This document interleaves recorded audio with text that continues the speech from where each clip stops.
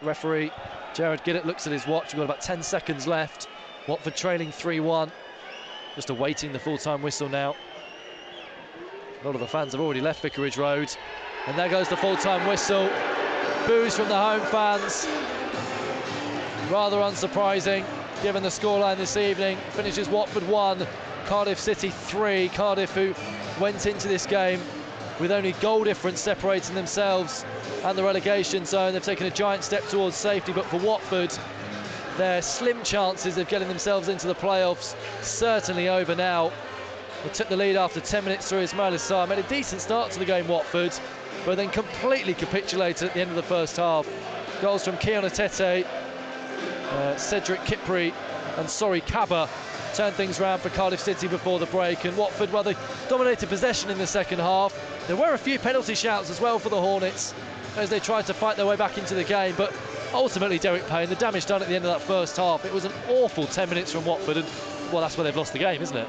Yeah, and there's been a lot of chat this season about, you know, the attitude and maybe against physical sides. And Cardiff were physical, and give them credit. They battled hard and fought hard because they were very passive early on, and they turned the game on its head by just being physical and being strong and showing a bit of belief when really they looked like they weren't very confident. So I think it just shows you what's been said this year around Watford this season, and that game tonight kind of summed it up because they were looking comfortable, and as soon as Cardiff got back in the game, they had a mad 10-minute spell where they just folded. Watford folded, and before you know it, they're 3-1 down and they're chasing the game. So all the things that they've struggled with this season were shown here tonight, as in as soon as there's a bit of adversity, they didn't deal with it, and a bit of physicality from the opposition, and they just can't deal with it, this group of players. Well, I mean, 3 different managers, but as you say, Derek, it's been the same story all season with the players when it comes to the physicality. I mean, we were even talking about it before the game. You know, we were talking about Sori Kaba and the physicality he possesses, and the other player who scored up front for them, Keon Atete, as well. He's 6'4". Kaba's, I think, similar as well.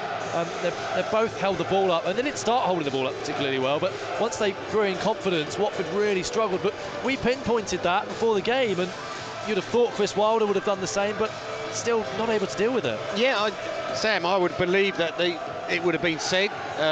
You've got to use motivation in any way, and I'm sure Chris Wilder, it would have been mentioned they're a physical side, especially them front two. They're physical, so we have to deal with that. We have to be clever, have the right temperament, but be physical with them and don't get caught up with it.